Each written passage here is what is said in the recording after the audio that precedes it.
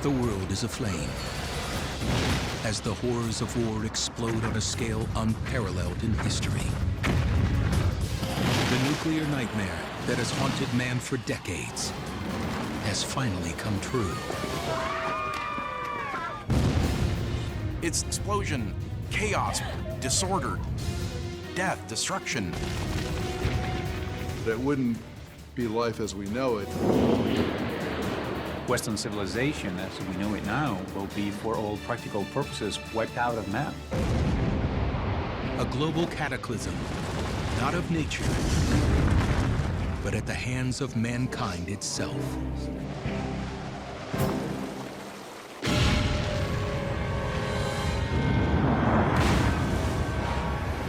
Will you be ready when doomsday strikes? Can any of us survive?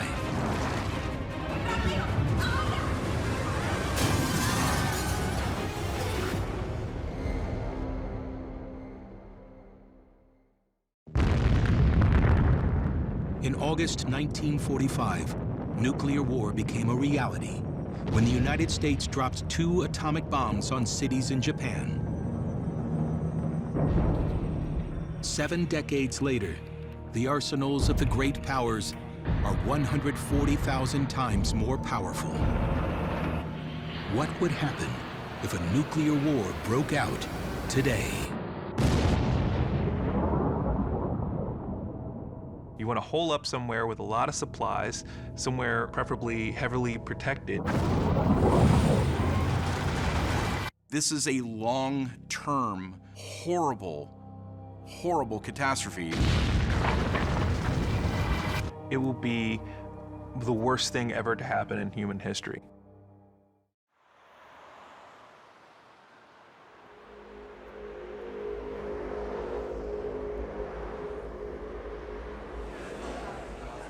It's a typical morning in Philadelphia, Pennsylvania.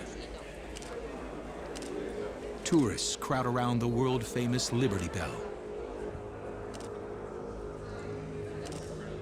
The normal citizen would not have much warning. Weighing more than 2,000 pounds, the imposing bell seems indestructible, despite its famous crack.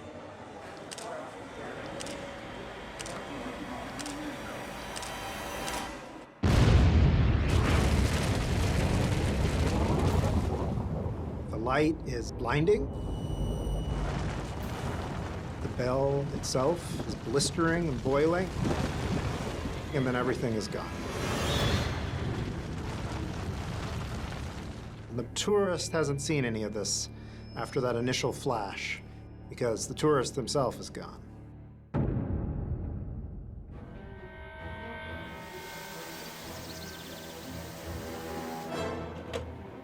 It's the moment people across the world have feared for more than 70 years. An incident between the United States and Russia has escalated, plunging the world into nuclear war.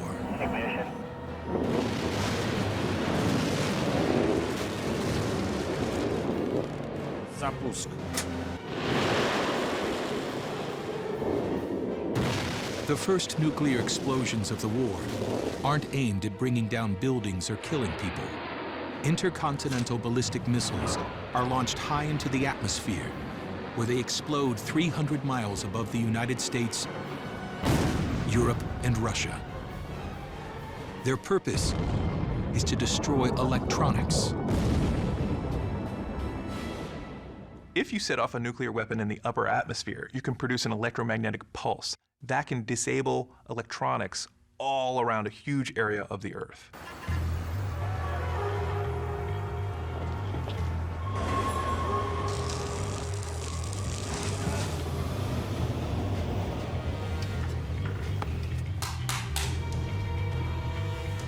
The electromagnetic pulse, or EMP, shoots massive currents through electronic circuits, creating chaos.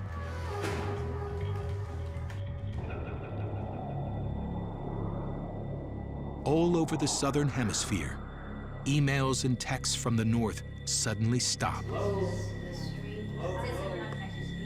The interconnected world is beginning to unravel. On highways from the United States to Canada and from Western Europe to Russia, traffic comes to a standstill as many electric circuits in cars are fried. The confusion is compounded because some electronic devices are disabled and some are not. Some cars just stop. This will create wholesale chaos on a major thoroughfare, and traffic will be snarled for hours, possibly even days. It seems like some kind of spooky, crazy thing is going on.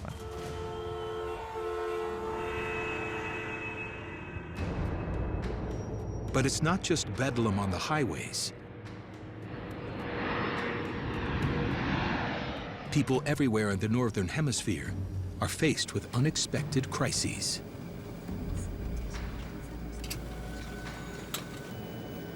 The pilot of a passenger jet starts his initial descent into Brussels, Belgium.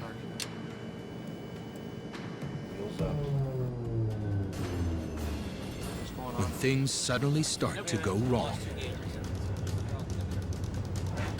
It's not going to be immediately obvious to a pilot what has gone on, except a lot of the electronic equipment on this jet is going to either fail or be disrupted. As the world headquarters for NATO, Brussels is a prime target for Russia's EMP disruption. The pilots can't get a signal from flight control. Unable to land, they are running out of fuel and options.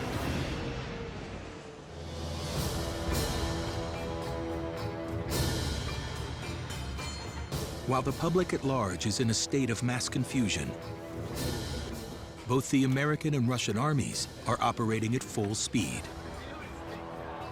Their electronic systems hardened against the electromagnetic effects of the atmospheric nuclear explosions. The major nuclear powers unleash their arsenals. There are about 15,000 nuclear warheads in the world today.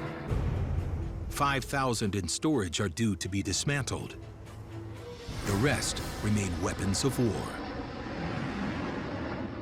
Out of the 10,000 nuclear weapons that are in the possession of the military, roughly 1,800 are on alert, ready to go on top of ballistic missiles on very short notice. The overwhelming amount of nuclear weapons on alert are US and Russian. Britain and France have a few. Britain has about 40.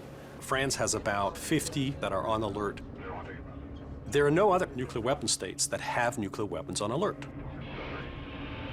While all of Britain's and France's warheads are on submarines, the US and Russia have missiles both on subs and on land.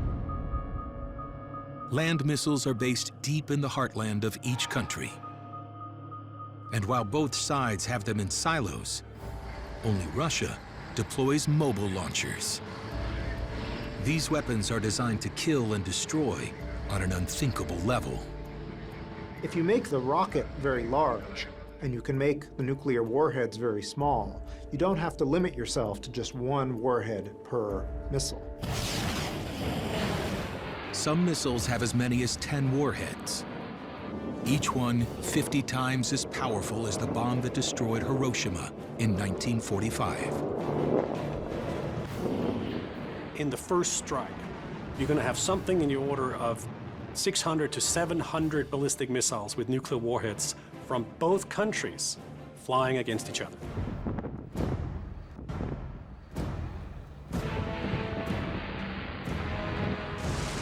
The first signs that you're likely to get before any official news are going to be coming from Twitter and Facebook and other internet sites.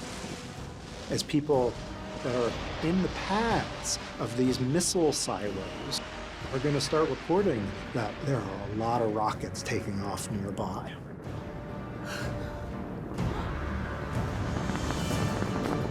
planet Earth erupts into nuclear war. For every person, every family, the global conflict becomes intensely personal. Where will our next meal come from? Will there be water to drink? Will radiation kill me? Can I hide? Will mankind come to its senses and halt this self-destruction? Or is this the beginning of our final chapter?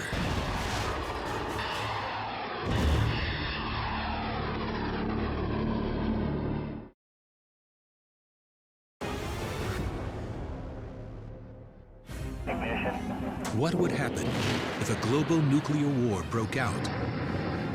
Today, would you survive?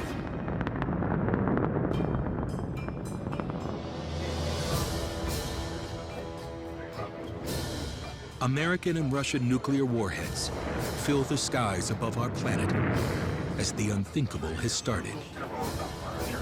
World War III. These missiles of mass destruction will take 10 to 30 minutes to reach their targets. The first cities that would be hit are cities that have important military and civilian leadership and command structure in them. Washington, D.C., Moscow. You would have enormously devastating consequences. It's hard to visualize unless you've seen pictures of the destruction that happened in Hiroshima and Nagasaki, the two bombs that were dropped over Japan. And those were puny weapons compared to the large-yield warheads that are on ballistic missiles. The nuclear bomb that destroyed Hiroshima in 1945 was only 3% as powerful as each of the warheads heading for Washington, D.C. And today's technology allows for exact marks to be hit. In Washington, D.C., the most likely targets to be hit very early on include the White House and the Pentagon. While nuclear bombs are often exploded in the air, the White House and Pentagon are targeted for ground bursts, detonating on the surface to destroy underground war rooms and executive shelters. If you want to do the most damage underground, you set off a ground burst. It makes a crater and destroys bunkers. The Russian missile aimed at the White House is exactly on target.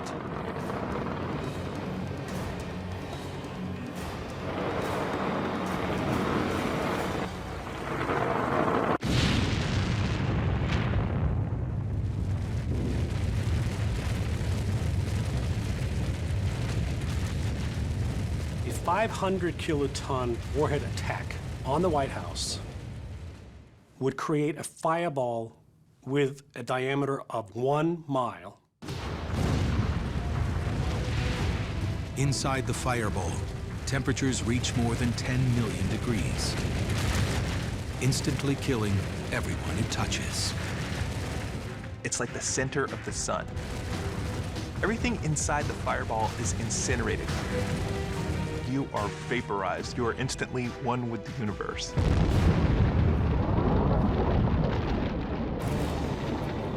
The blast pressure outside the fireball is almost as deadly.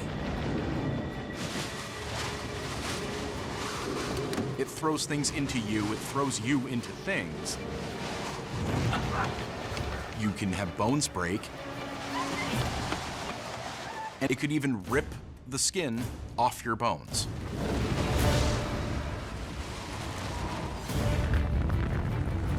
And it's going to be letting out huge amounts of heat energy. Just the heat alone from this is going to be able to give people third-degree burns over a diameter of 5.5 miles. Buildings and structures are not spared either. The Washington Monument, 555 feet tall, crumbles. The marble and granite blocks of the Washington Monument will break apart under high pressure. They'll pulverize, they'll turn to dust. The crystalline structure of granite, while making it strong under gravity, blows apart under high pressure.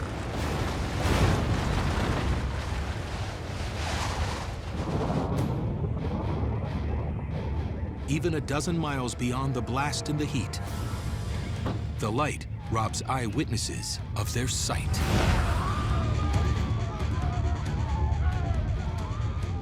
If you're standing far away from a nuclear explosion that you don't get killed instantly, you can still be blinded because the flash of light is extraordinary and it will just put your retinas right out. The blindness only lasts a few minutes. But these people won't live long enough to get their sight back. From one ground burst explosion in Washington, D.C., about 300,000 people would be killed. Now imagine more than a dozen of these explosions going off all over the city.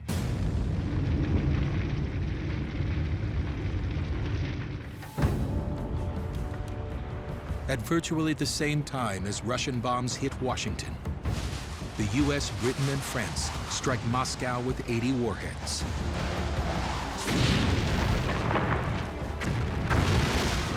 The city becomes a field of flaming wreckage, and 1 million people are dead almost instantly. It's not just boom, yay, it's boom, boom, boom, boom, cloud, cloud, explosion, chaos, disorder, death, destruction. It's a hellscape.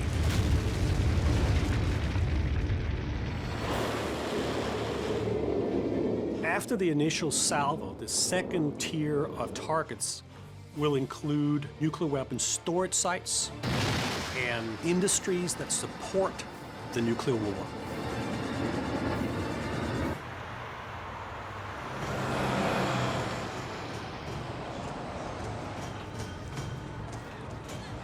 Among those targets are cities like Philadelphia, where people are still unaware that a war is underway.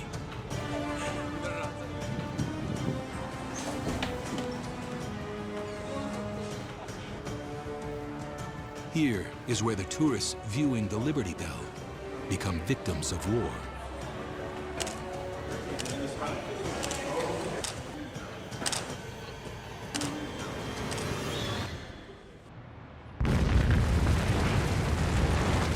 The carnage is massive, and this is just the beginning.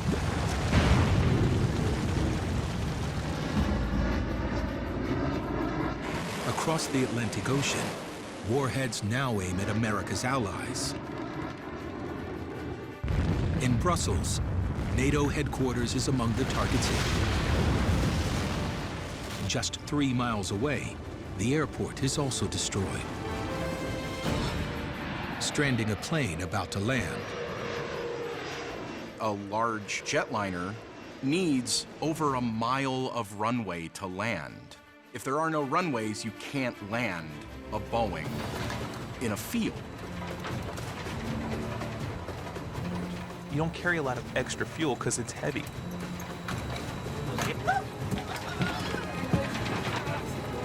So now there's a ticking clock, and you've got to get that plane down, and there's nowhere around. At any given time, there are about 10,000 aircraft in the air around the world. Thousands, like this one, suddenly have no place to land. And hundreds of miles above, more warheads streak through space. Ordinary people become aware of the terror. They rush to find cover, no one knowing where the bombs will fall next. If they are outside target cities, can they survive? Is any place on the planet really safe?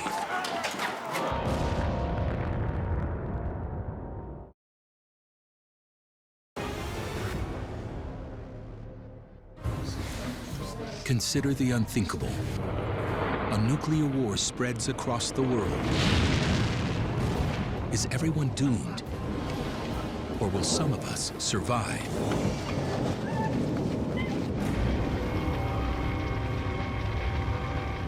Across the US, Russia, and Europe, capitals, major cities, and military bases have already been destroyed. Millions are dead.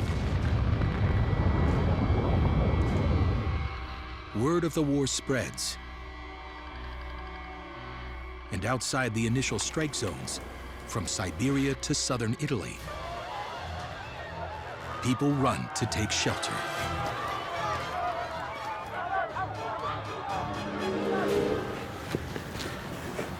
In Kansas, America's heartland, the first occupants arrive at a unique high-end survival bunker. Lavishly outfitted from the remains of a silo that once housed an Atlas rocket, America's first intercontinental ballistic missile.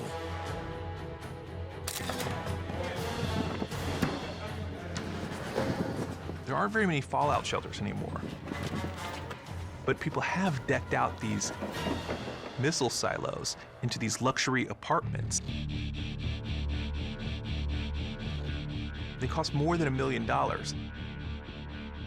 They have 5 years worth of food, they've got hydroponic growing systems, and apparently 70 people, that's a community, can live for 5 years and wait for the worst to blow over. It's not impossible to imagine creating a bunker where people could live for 5 years.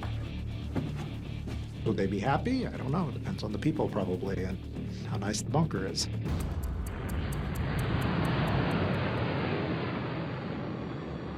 But not everyone in America's Midwest has access to underground bunkers.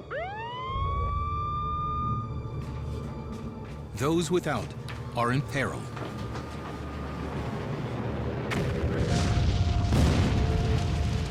As more than 400 Russian warheads begin detonating in powerful ground bursts to destroy missile silos buried deep under the surface. Ground bursts are the worst for nuclear fallout because you're exploding something on the ground and you're getting all this radioactive material mixed in with the dirt and it gets launched up into the air. The deadly radioactive clouds began drifting toward population centers.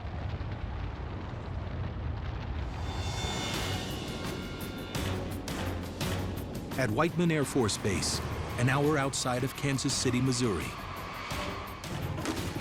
the crews manning 18 B-2 stealth bombers are rushing to take off. Along with B-52s, they are the only bomber designated to drop nuclear bombs.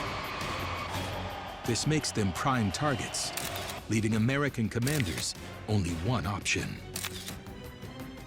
Scatter the planes, disperse them to other airports around the country that are out of reach or haven't been destroyed yet. The planes are scrambling. Just as the Russian warhead hits, it's too late.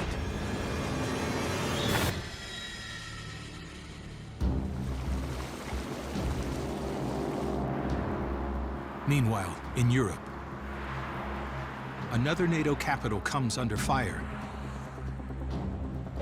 as an 800-kiloton bomb reaches the city of Rome.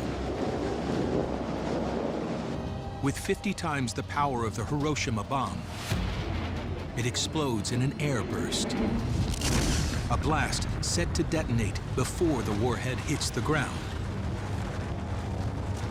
If you want the maximum destruction, you have an airburst. You detonate the nuclear weapon above a city, and then it creates this massive shockwave that destroys everything underneath it. Inside the 3-mile-wide blast zone stands the 2,000-year-old Colosseum. It's built of unreinforced concrete. It's just going to get blown to dust. It will be 500-mile-an-hour winds that will then just scatter this dust everywhere.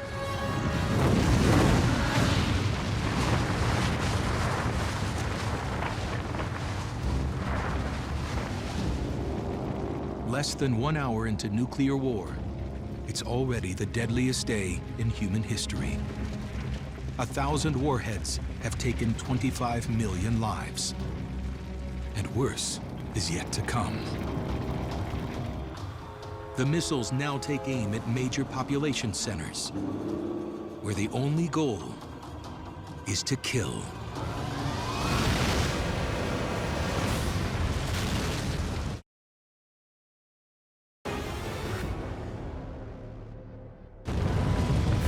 In 1945, the United States dropped 2 atomic bombs in Japan, an indelible sign of what is possible.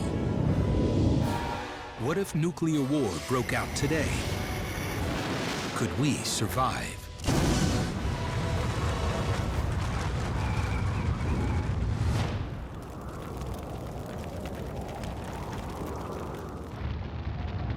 A fiery hell is crossing the face of the Earth as almost 2,000 ominous nuclear mushrooms scar the landscapes of the US, Europe, and Russia. Tens of millions are dead in a lethal tide that stuns most survivors into a blinding fear. World War III has suddenly turned the great powers into wounded giants, populated by desperate refugees with no place to go.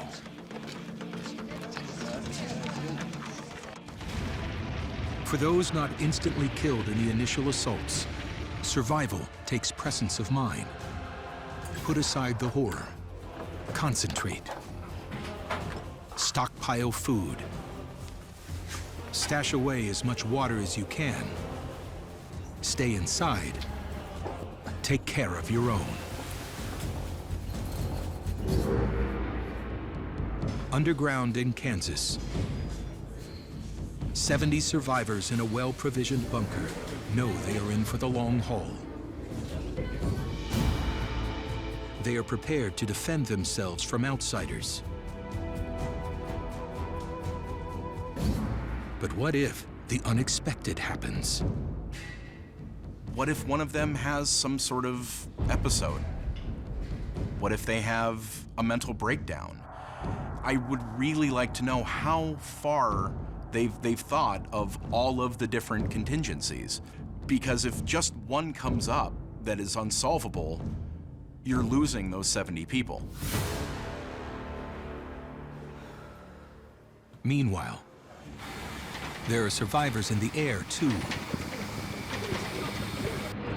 As Brussels burns, a passenger jet heads north towards Hemixen, hoping that this insignificant town will have somewhere to land. The pilot has actually a really, really good option. If you remember the Miracle on the Hudson, large jetliners are actually really good gliders.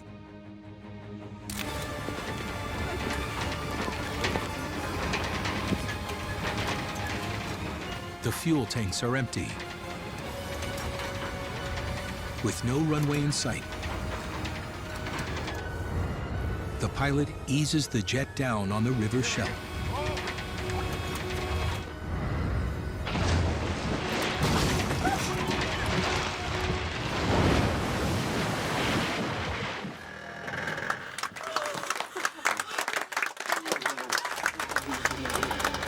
For the moment, the passengers and crew are safe. But their struggle for survival in the nuclear ashes is only just beginning. World War III rages on. The death toll pushes past 100 million, as thousands of square miles are left smoldering where cities and military bases once stood. Look back at the atomic bombs that were dropped on Hiroshima and Nagasaki. If you just multiply that by millions, you can imagine the aftermath of a global nuclear exchange.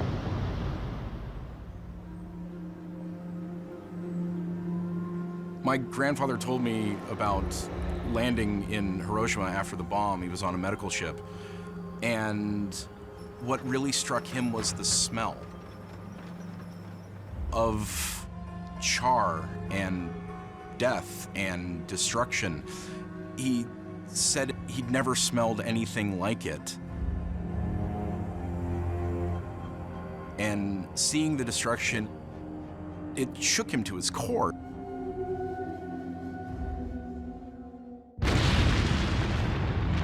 And yet, those who die in the thermonuclear fireballs may be the lucky ones.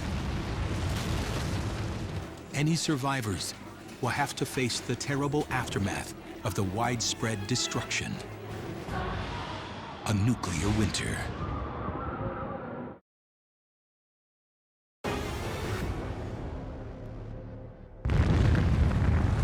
What happens to a world after the destruction of a total nuclear war? Can any of us survive?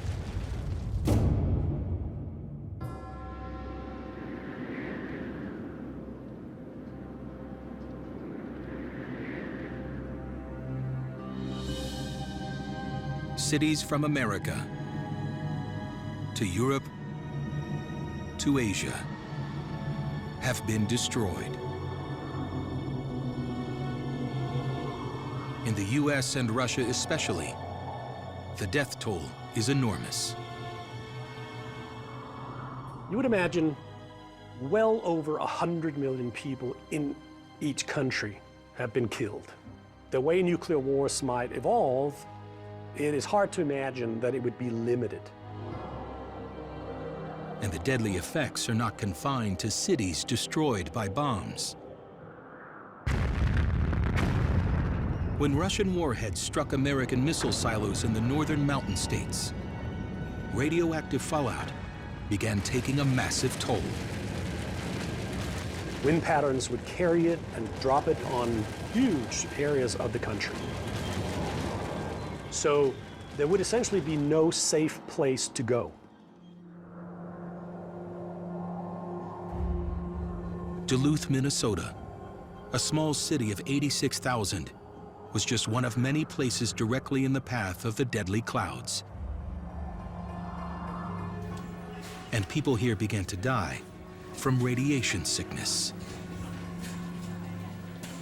Radiation sickness is when your organs and tissues that are necessary to keep you running, your nervous system and your blood, if they absorb enough radiation, they're going to start going offline. Suddenly, all sorts of things start to go wrong. You'll get lots of little blood spots, things that look like burns on the body, vomiting. Your hair falls out, your body just stops functioning, and it's a slow, painful, awful death.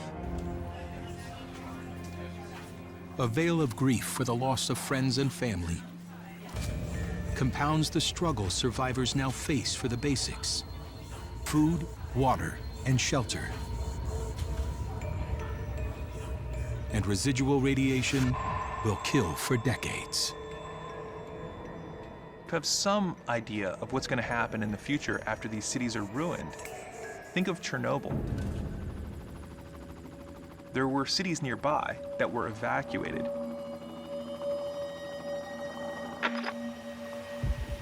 Today, they're really overgrown with vegetation and animals are just roaming freely there. That's what it's going to be across huge swaths of North America, for example.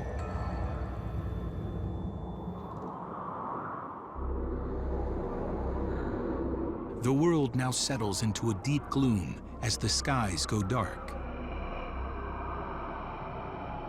The bombs started massive fires that sent 50 million tons of soot into the air. What happens is it goes up in the atmosphere and it's quickly spread around the world by the wind. And so the result is almost no sunlight gets to the ground.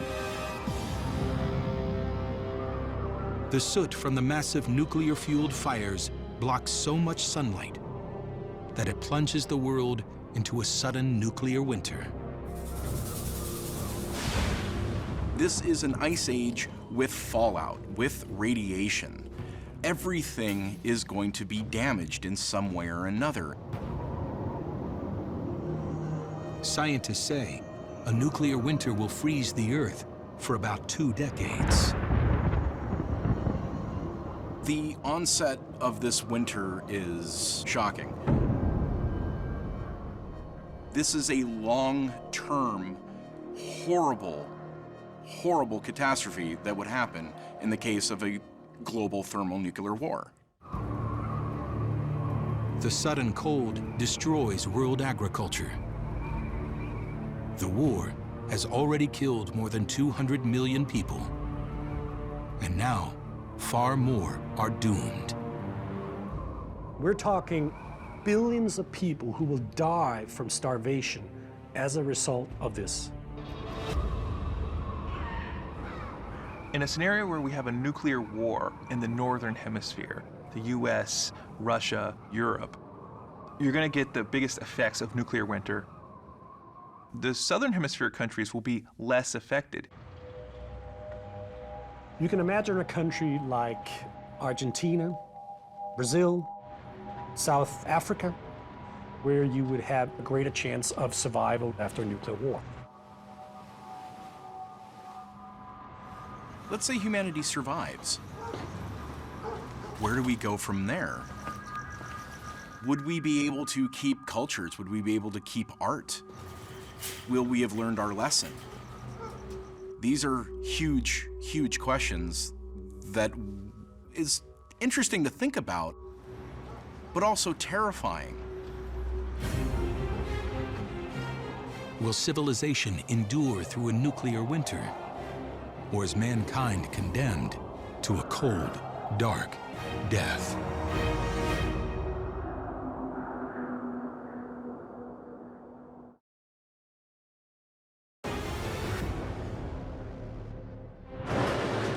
What happens if the most powerful nations in the world unleash their nuclear weapons in an all-out war?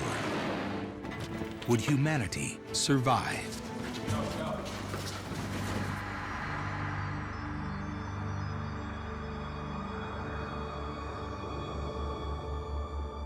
Two decades later, the fiery destruction of nuclear war has left half the planet in ruins. And nearly 90% of the world's population has died off. In Kansas, the old Atlas silo that was converted into a luxury fallout shelter still stands firm.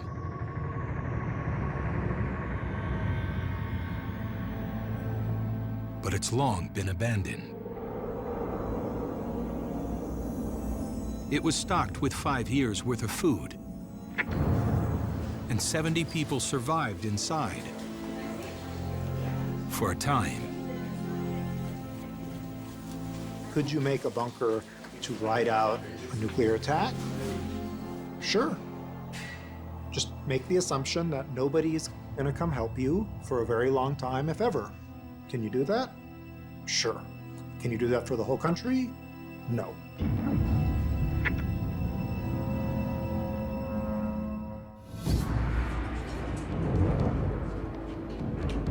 Say a handful of people do make it, and they're in one of these shelters, and it's time for them to venture back out onto the surface.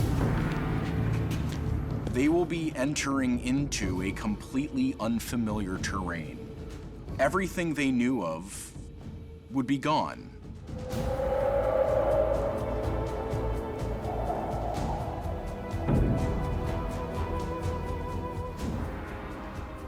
The Earth eventually begins to thaw from its nuclear winter. The winds break up the global cloud cover, letting sunlight back in, and the planet slowly warms. With the passage of time, the world's decimated population grows, slowly.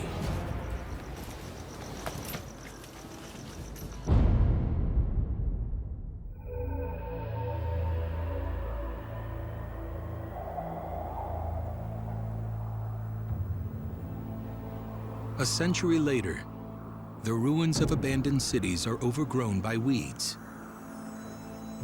as nature eventually reclaims them.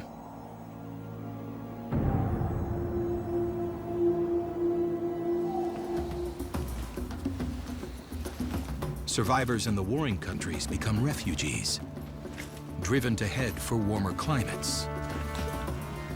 People will migrate. knowing that perhaps Brazil won't be as affected, a lot of people are going to move from the States, from the barren states, to Brazil or maybe Australia. We already see how refugees operate today. Countries are devastated by war, and people have to leave with nothing but the shirts on their back. So they walk huge distances, or they get on a boat and risk their life trying to cross a sea that is very treacherous. But when you have nothing left to lose, you might as well risk it all. For 5,000 years, empires rose and fell.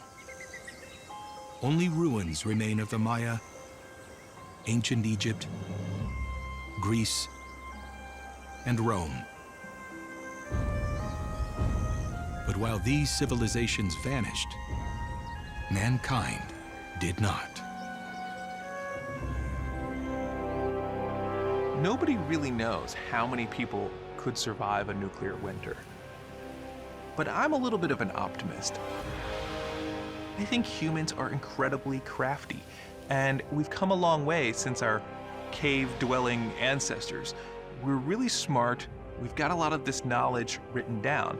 The scientific method allows us to quickly pick up from where we left off. We now know how to make progress much faster. We know how not to fool ourselves. Will enough people survive? We're guessing that between 1,000 and 10,000 humans would have enough of a variety that we could kickstart the human race again. But if they were able to, hold on and survive, you could have a birth of a new superculture, which would be really cool.